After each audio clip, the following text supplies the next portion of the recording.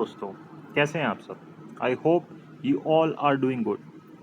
सो इस वीडियो के अंदर हम सेक्शन 5 से section 9 of juvenile justice act को समझेंगे, जिसको हम जे एक्ट बोलते हैं। अब देखिए, वैसे तो ये चैप्टर 3 है जिसके अंदर सेक्शन 4 से लेकर सेक्शन 9 तक आते हैं, लेकिन सेक्शन 4 के ऊपर हमने एक अलग से वीडियो में समझा था, जहाँ पे हमें जुवेनाइल जस्टिस बोर्ड के कॉन्स्टिट्यूशन के बारे में बता रखा था कि किस तरीके से जो स्टेट गवर्नमेंट होगी वो हर एक डिस्ट्रिक्ट के अंदर एक जुवेनाइल जस्टिस बोर्ड को कॉन्स्टिट्यूट करेगी, या फिर एक से ज़्यादा जुवेनाइल जस्टिस बोर्ड को कॉन्स्टिट्यूट करेगी। और वो जुवेनाइल जस्टिस बोर्ड के अंदर कौन कौन मेंबर होंगे और उनके पास क्या एलिजिबिलिटी होनी चाहिए वो मेंबर बनने के लिए। तो इन सब बारे इस चीज़ के बारे में उस सेक्शन में हमने नॉलेज ली थी। अब हम देखते हैं कि उनके पास क्या पावर्स होंगी, किस तरीके से वो काम कर सकते हैं जुवेनाइल जस्टिस बोर्ड के मेंबर, वो हमें सेक्शन 5 से सेक्शन 9 के अंदर बता रखा है। और इस वीडियो के बाद हम आगे के टॉपिक्स को समझेंगे। और इससे पहले भी हमने 3 वीडियोस बनाई थी जिसके अंदर हमने section 1 to 2, section 3 and section 4 of juvenile justice act को समझा था। तो आप उन वीडियोस को भी देख सकते हैं। अब हम आते हैं अपने सेक्शन 5 के ऊपर। अगर हम बेरेट के अंदर देखें तो सेक्शन 5 क्या बोलता है,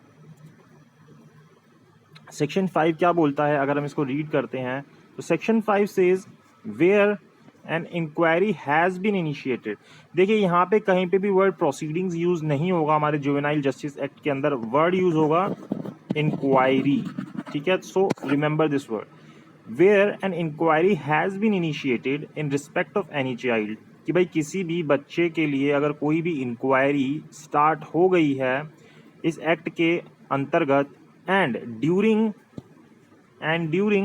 the course of such inquiry, अब उस कोर्स के दौरान मतलब जब वो इंक्वायरी चल रही है उस दौरान the child complete the age of 18 years, अब वो बच्चा जो है 18 साल की उम्र को प्राप्त कर लेता है, 18 साल का हो जाता है, then not withstanding anything contained in this act or in any other law for the time being in force, the inquiry may be continued. So word here is may be continued by the board, and orders may be passed in respect of such person as if such person has continued to be child. तो अगर वो बच्चा 18 साल का हो जाता है, मान लीजिए उसने 17 साल की उम्र में कोई अपराध किया, अब जब उसकी इंक्वायरी चल रही थी, इंक्वायरी के दौरान उसने अपनी 18 साल की उम्र को पूरा कर लिया या 18 साल से ऊपर का हो गया, तो यहाँ पे जो इंक्वायरी थी जो भी चल रही थी, तो जो इंक्वायरी है वो कंटिन्यू की जा सकती है बोर्ड के द्वारा उसी तरीके से जैसे चाइल्ड के साथ की जाती है, मतलब जो कि 18 साल से कम का होता है, और उसके अंदर वो उसी हिसाब से ऑर्डर्स पास कर सकता है। सेक्शन 5 हमें ये बात बोलता है। फिर सेक्शन 6 देखते हैं, ये बोलता है कि any person who has completed 18 years of age and is apprehended for committing an offense when he was below the age of 18 years। यहाँ पे क्या आता है कि जब उसको पकड़ा गया, उसकी इंक्वायरी शुरू हुई, तब वो 18 साल से कम का था और इंक्वायरी के दौरान वो 18 साल से ऊपर का हो गया।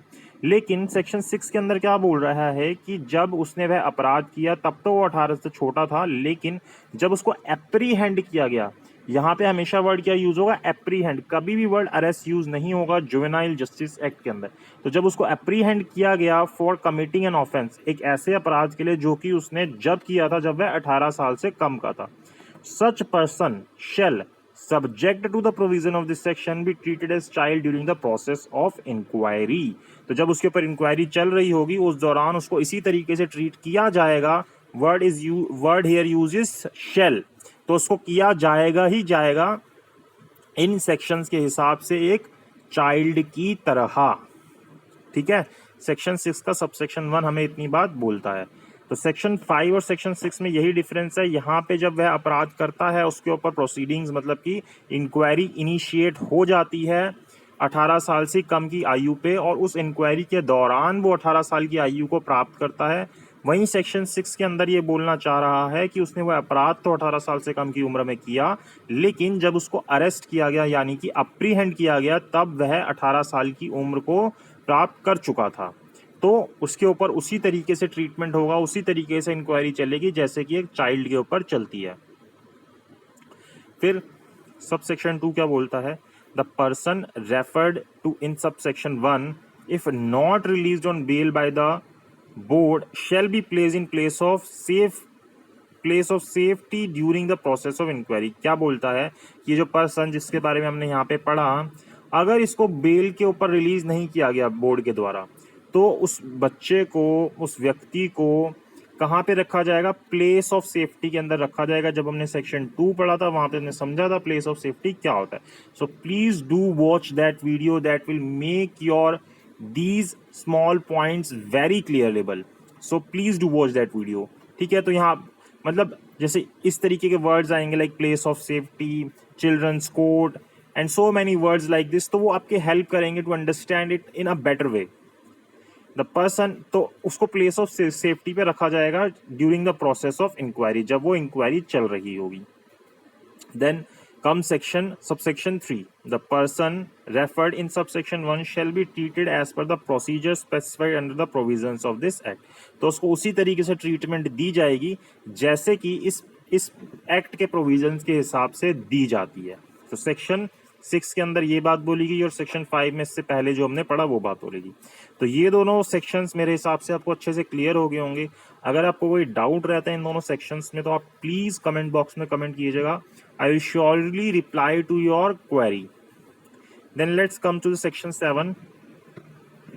What does it says? It says subsection 1, the board shall meet at such times, कि अब जो बोर्ड है वो उन टाइम्स में मिलेगा, and shall observe such rules in regard to the transaction of business at its meetings, और वो जो भी मीटिंग्स करेगा उसके अंदर जो भी चीज़ें हैं वो देखेगा एज में बी प्रिस्क्राइब, जो भी बताई गई होंगी, and shall ensure that all procedures are child friendly, और इस बात को सबसे मेनली इस बात को इंश्योर करेगा जितने भी प्रोसीजर उसके द्वारा फॉलो किए जा रहे हैं वो कैसे हैं? चाइल्ड फ्रेंडली हैं, चाइल्ड फ्रेंडली हैं। And that the venue is not intimidating to the child, और वो जो वेन्यू है वो इंटिमिडेट नहीं कर रहा to the child, and does not resemble to regular courts, और वो जो मतलब जो उसको माहौल दिया जा रहा है, वो जो वेन्यू दिया जा रहा है वो इंटिमिडेट नहीं कर रहा उस बच्चे को, या फिर वो रिजेंबल नहीं कर रहा रेगुलर कोर्ट से। उसको ये नहीं लगना चाहिए कि मैं रेगुलर कोर्ट्स के अंदर जा रहा हूं। तो इस बात को इंश्योर करना होता है उस बोर्ड के द्वारा। Then subsection 2 says a child in conflict with law may be produced before an individual member of the board when the board is not in sitting. अब बोर्ड के अंदर हमने देखा था कितने मेंबर होते हैं, एक होता है मजिस्ट्रेट जो मेट्रोपॉलिटन मजिस्ट्रेट या फिर जुडिशियल मजिस्ट्रेट फर्स्ट क्लास के बोलते हैं, उसके अलावा 2 मेंबर्स और होते हैं। मतलब कि एक तरीके से 3 मेंबर्स की ये मिल के बोर्ड बनता है। अब यहाँ पे क्या बोलता है कि जो एक बच्चा है जो इन कन्फ्लिक्ट विद लॉ है, कन्फ्लिक्ट इन लॉ का मतलब हम समझ चुके हैं क्या होता है इससे पहले, मतलब प्रीवियस वीडियो के अंदर, may be produce before an individual member. तो ये जो बोर्ड है इसके किसी इंडिविजुअल मेंबर के सामने प्रोड्यूस किया जा सकता है when the board is not in sitting, जब ये बोर्ड सिटिंग के अंदर नहीं है, तो उस वक्त पे एक किसी मेंबर के सामने भी उसको प्रोड्यूस किया जा सकता है। सबसेक्शन 3 बोलता है अ board may act notwithstanding the absence of any member of the board, कि जो बोर्ड है वो किसी मेंबर की एब्सेंस में काम नहीं करेगा, and no order pass by the board shall be invalid, और कोई भी वो जो ऑर्डर पास किया जाएगा बोर्ड के द्वारा वो इनवैलिड नहीं होगा सिर्फ और सिर्फ किसी मेंबर की एब्सेंस के कारण। भाई कोई मेंबर प्रेजेंट नहीं था, इस कारण से ये बोल दिया जाए कि ये जो इसके द्वारा ऑर्डर दिया गया बोर्ड के द्वारा ये इनवैलिड है, ऐसा नहीं होगा during any stage of proceeding. भाई किसी भी प्रोसीडिंग मतलब कि कोई भी स्टेज चल रही है तो उससे कोई फर्क नहीं पड़ेगा, इस बात से आप उसको इनवैलिड नहीं बोल सकते। लेकिन यहाँ पे प्रोविजो के अंदर बोल देता है there shall be at least 2 members, भाई 3 मेंबर्स है उनमें से कम 2 प्रेजेंट होने चाहिए थे, और उनमें से जो 2 मेंबर्स है इसके अंदर से एक प्रिंसिपल मजिस्ट्रेट भी होना चाहिए at the time of final disposal of the case. जब फाइनल डिस्पोजल किया जा रहा है, तीनों मेंबर प्रेजेंट नहीं, अगर 2 भी प्रेजेंट है लेकिन उसके अंदर प्रिंसिपल मजिस्ट्रेट और एक मेंबर प्रेजेंट है तो फाइनल डिस्पोजल किया जा सकता है केस का। और in making of order under subsection 3 of section 18, या फिर जब सेक्शन 18 के सबसेक्शन 3 का ऑर्डर किया जा रहा है तो प्रिंसिपल मजिस्ट्रेट प्लस एक मेंबर प्रेजेंट होना जरूरी है। अब ये सेक्शन जो है ये हम देखेंगे अभी जब सेक्शन 18 के ऊपर आएंगे तो वहाँ पे फिर और अच्छे से समझ आएगा। फिर आते हैं सबसेक्शन 4 के ऊपर। अब मान लीजिए कि अब 3 मेंबर्स हैं, सबकी राय अपनी अलग अलग होती है, तो एक प्रिंसिपल मजिस्ट्रेट हो गया, उसके अलावा 2 मेंबर्स हो गए। अब ये कुछ और अपनी पॉइंट ऑफ व्यू रख रहा है, मतलब इसकी राय कुछ हो रहा है, इसकी कुछ हो रहा है और इसकी कुछ हो रहा है। अब इस केस में क्या करना होगा ये बताता है सबसेक्शन 4। ये बोलता है in the event of any difference in opinion among the members of the board in the interim and और फाइनल डिस्पोजल, की भाई जब इंटरिम या फाइनल डिस्पोजल किया जा रहा है उस वक्त उनके ओपिनियन में कोई डिफरेंस है, तो जो भी मेजॉरिटी का ओपिनियन होगा, जो भी मेजॉरिटी का मतलब 3 में से 2 का जो ओपिनियन होगा वो प्रिवेल करेगा। लेकिन where there is no such majority, लेकिन इस तरीके की कोई मेजोरिटी आ ही नहीं रही, तो जो प्रिंसिपल मजिस्ट्रेट है उसका जो ओपिनियन होगा वो प्रिवेल करेगा, इसकी बात को जो है माना जाएगा।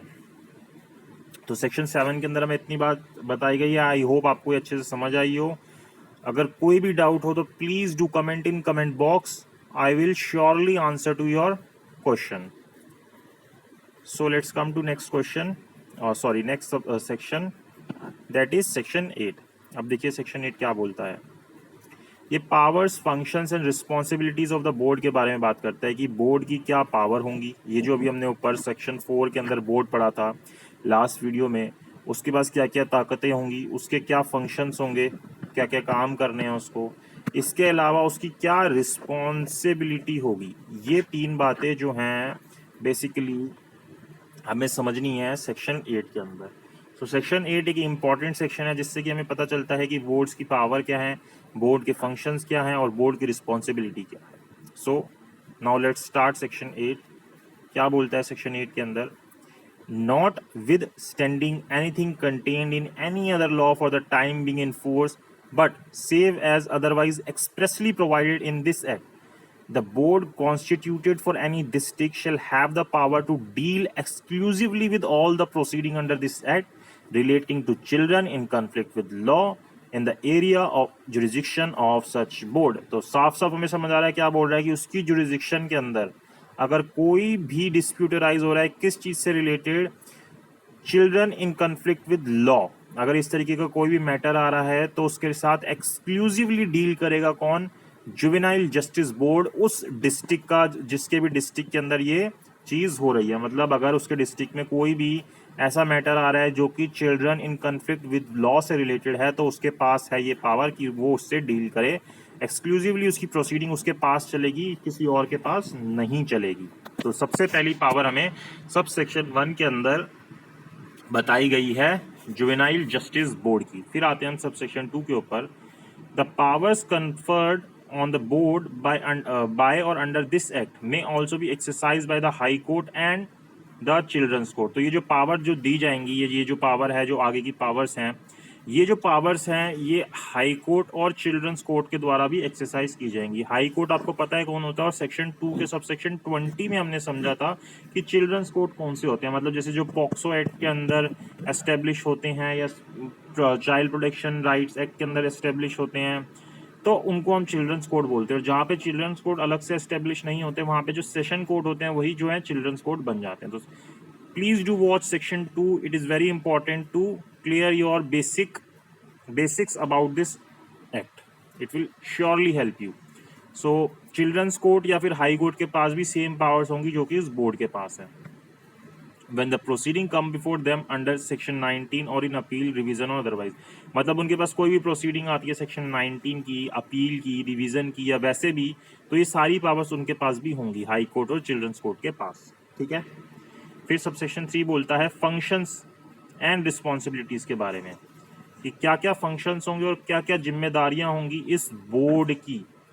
तो क्या बोलता है, ensuring the informed participation of the child and the parent और guardian in every step of the process, की वो ये इस चीज़ को इंश्योर करेगा, ये जो हमारा बोर्ड है, कि जो चाइल्ड है और उसके जो पेरेंट हैं या फिर जो गार्डियन है वो हर एक स्टेप के ऊपर, मतलब जो भी स्टेप है, पूरा जो प्रोसेस चल रहा है, हमारी इंक्वायरी चल रही है या कोई भी स्टेप है, उसके अंदर वो इंश्योर करेंगे कि उनका इन्फॉर्म्ड पार्टिसिपेशन हो, मतलब कि उनको सारी चीज़ें पता हो और उसके बाद उनका पार्टिसिपेशन हो उस प्रोसेस के अंदर। तो इस चीज़ को वो इंश्योर करेंगे। उसके बाद ensuring that child rights are protected throughout the process of apprehending the child, inquiry, after care and rehabilitation. इस चीज़ को वो इंश्योर करेंगे कि वो जो चाइल्ड के राइट्स हैं वो प्रोटेक्टेड हैं इस पूरे प्रोसेस के दौरान। जब उसको अरेस्ट किया जा रहा है, अरेस्ट के लिए हम एप्रीहेंड वर्ड यूज़ कर रहे हैं, जब उसकी इंक्वायरी मतलब जब पूरी जब जब ट्रायल चल रहा है, उसके बाद उसको आफ्टर केयर जो की जा रही है या उसको रिहेबिलिटेशन में डाला जा रहा है, तो इस जगह पे, इन सभी जगहों पे ध्यान रखा जाएगा, इनके द्वारा इंश्योर किया जाएगा ये कि भाई उनके जो राइट्स हैं वो प्रोटेक्टेड रहें इस पूरे प्रोसेस के दौरान। उसके बाद ensuring availability of legal aid for the child throughout the legal service institutions, कि जब भी वो जो पूरी प्रोसेस चल रहा है उस दौरान उनको लीगल एड मिले। ठीक है। फिर wherever necessary the board shall provide an interpreter और ट्रांसलेटर, कि जहाँ पे भी ज़रूरत है कि वो जो लैंग्वेज कन्वर्ट करता है, ट्रांसलेट करता है, जिसके पास वो क्वालिफिकेशंस हैं, एक्सपीरियंस है, उसको पेमेंट करके, जो भी उसकी फ़ीस है वो पे करके उन बच्चों को वो बातें अपनी इंटरप्रेटेट करवाएं जो समझ नहीं पा रहे या फिर वो लैंग्वेज को नहीं समझ पा रहे जो कि प्रोसीडिंग के अंदर यूज़ हो रही है, तो उनको ईजिली वो समझ आए, तो उसके लिए वो एक ट्रांसलेटर या इंटरप्रेटेटर को अरेंज कर सकते हैं और ये उनकी ड्यूटी बनती है, रिस्पॉन्सिबिलिटी बनती है कि वो ऐसा करें। फिर आते हैं हम ई क्लॉज के ऊपर। क्या बोलता है कि इनके पास और क्या पावर है। डायरेक्टिंग द प्रोबेशन ऑफिसर और in case of probation officer is not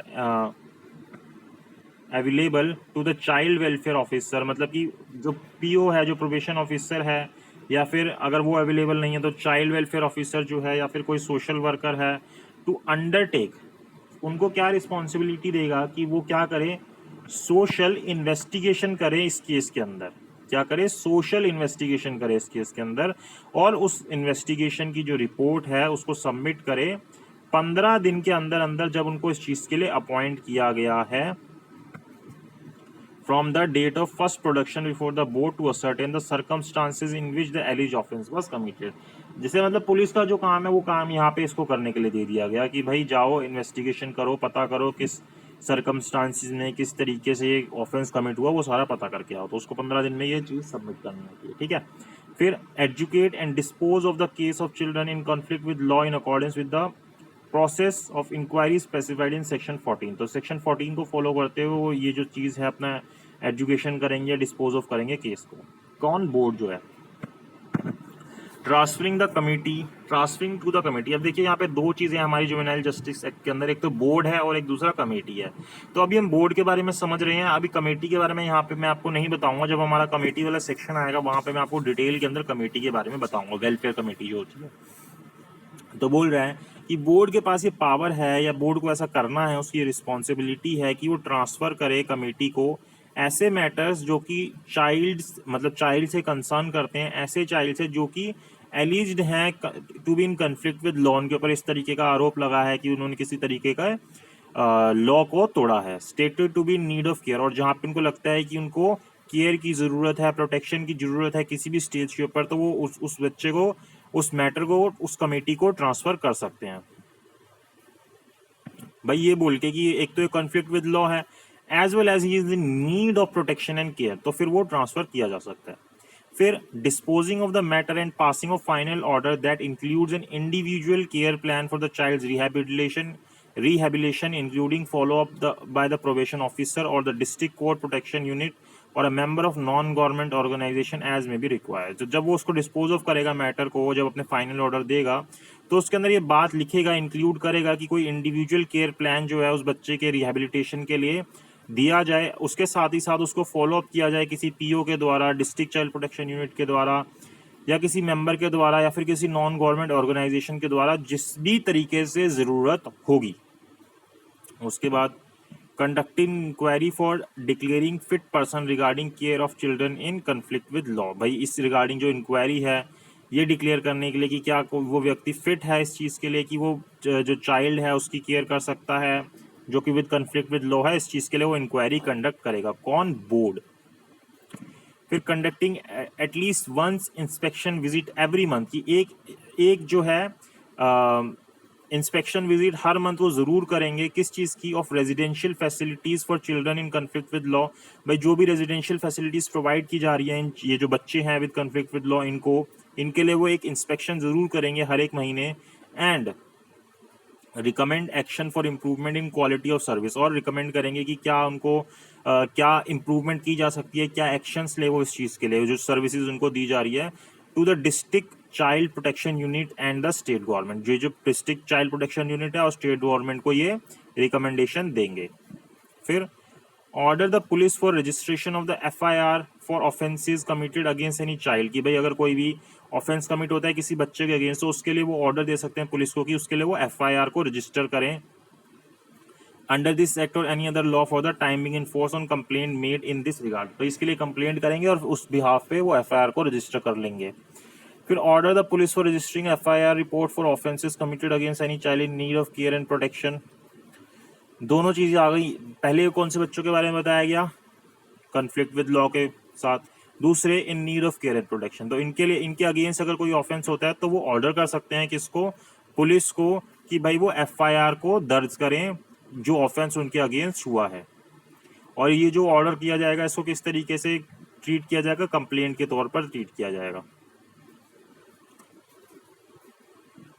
फिर conducting regular inspection of jails mean for adults to check if any child is lodged in such jails and take immediate measures for transfer of such child to the observation home। की जो simple gels होते हैं उनकी भी जो है inquiry करते रहे, जाके देखते रहे, इंस्पेक्शन करते रहे कि भाई कोई बच्चे को तो वहाँ पे नहीं रख दिया गया, और अगर रख दिया गया तो इमीडिएट एक्शन ले और उनको ऑब्जर्वेशन होम में भेजे। और एनी अदर फंक्शंस एज में भी प्रिस्क्राइब, इसके अलावा अगर कोई भी फंक्शंस होते हैं वो भी परफॉर्म करेंगे। फिर आते हैं हम सेक्शन 9 के ऊपर। ये हमारा आखिरी सेक्शन है इस वीडियो का। तो इसके अंदर क्या बताता है, procedure to be followed by magistrate who has not been powered under this act, कि भाई जिस मजिस्ट्रेट को पावर नहीं दी गई इस एक्ट के अंदर तो वो किस तरीके के प्रोसीजर को फॉलो करेगा।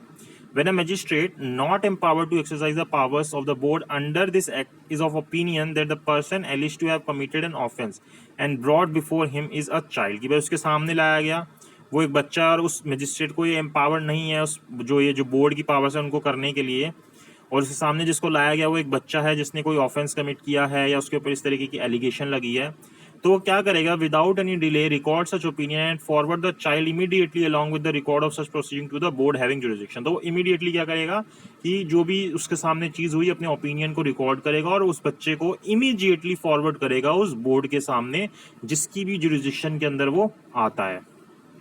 दूसरी बात, in case a person alleged to have committed an offence claims before a court other than board, कि भाई जो जिस व्यक्ति ने जिसके ऊपर आरोप है कि भाई इसने ऑफेंस कमिट किया है वो कोर्ट के सामने जाके क्लेम करता है, और वो कौन सा कोर्ट होता है, अदर देन बोर्ड, की बोर्ड के अलावा किसी भी कोर्ट के सामने चला जाता है, तो that the person is a child, और वो बच्चा जो है वो एक मतलब वो जो पर्सन जो है वो एक चाइल्ड है या फिर एक चाइल्ड था जिस वक्त वो ऑफेंस जो है कमिट हुआ था।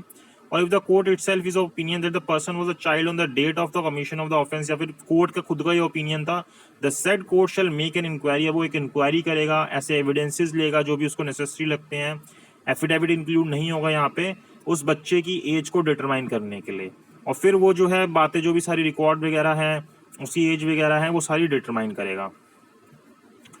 और यहाँ पे प्रोविजो देता है, such claim may be raise before any court and it shall be recognise at any stage. तो ये जो क्लेम है कि भाई मेरी एज ये थी जिस वक्त ऑफेंस हुआ, तो ये जो क्लेम है किसी भी कोर्ट के सामने किया जा सकता है और किसी भी स्टेज के ऊपर किया जा सकता है, चाहे जो केस है वो डिस्पोजल ऑफ हो गया उस केस का, उसके बावजूद भी, उसके बाद भी, and such claim shall be determined in accordance with the provisions contained in this act, और उस क्लेम को ये जो यहाँ पे प्रोविजंस दिए गए उस हिसाब से डील किया जाएगा, and rules thereunder even if the person has ceased to be child on or before the date of commencement of this act, चाहे वो बच्चा जो है इस एक्ट के कमेंसमेंट होने पर वो, चाहे उसने वो जो एज है 18 की वो पूरी कर ली है।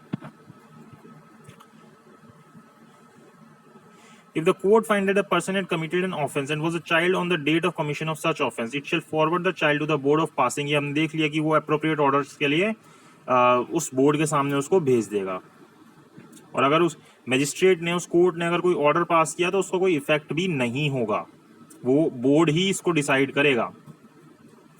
फिर in case a person under this section is required to be kept in protective custody, अब अगर ऐसी कोई जरूरत पड़ती है इस सेक्शन के हिसाब से कि भाई उस बच्चे को प्रोटेक्टिव कस्टडी के अंदर रखना है, while the persons claim being a child is being inquired into. और जिस वक्त भाई जैसे उस व्यक्ति ने ये रेस की वॉइस की भाई मैं जो है 18 साल से कम का व्यक्ति हूँ, अब उसको एक प्रोटेक्टिव कस्टडी में रखना है। अब जब इस चीज़ की इंक्वायरी चल रही है कि भाई वो है या नहीं है, such person may be placed in the intervening period in place of safety. तो उस दौरान उस बच्चे को कहाँ पे रख दिया जाएगा, एक प्लेस ऑफ सेफ्टी के अंदर रख दिया जाएगा। तो प्लेस ऑफ सेफ्टी को डिटेल में देखने के लिए सेक्शन 2 को देखिए, मैं बार बार बोल रहा हूँ, वो आपकी इन सारी चीज़ों में हेल्प करेगा जहाँ पे भी इस तरीके के वर्ड्स आएंगे। तो इस वीडियो के लिए इतना ही। नेक्स्ट वीडियो हम देखेंगे procedure in relation to children in conflict with law, जो कि चैप्टर 4 है हमारा, सेक्शन 10 से आगे के सेक्शन। तो अगर आपको वीडियो अच्छी लगी हो तो इस वीडियो को लाइक कीजिएगा, शेयर कीजिएगा, चैनल को सब्सक्राइब कीजिएगा, और कोई डाउट हो कमेंट बॉक्स में कमेंट कीजिएगा। उसके अलावा ये भी बताइएगा कि आपको वीडियो कैसे लगी, और इसके अलावा कौन से टॉपिक्स देखना चाहेंगे, समझना चाहेंगे, उनको भी कमेंट बॉक्स में कमेंट कीजिएगा। सो इस वीडियो के लिए इतना ही।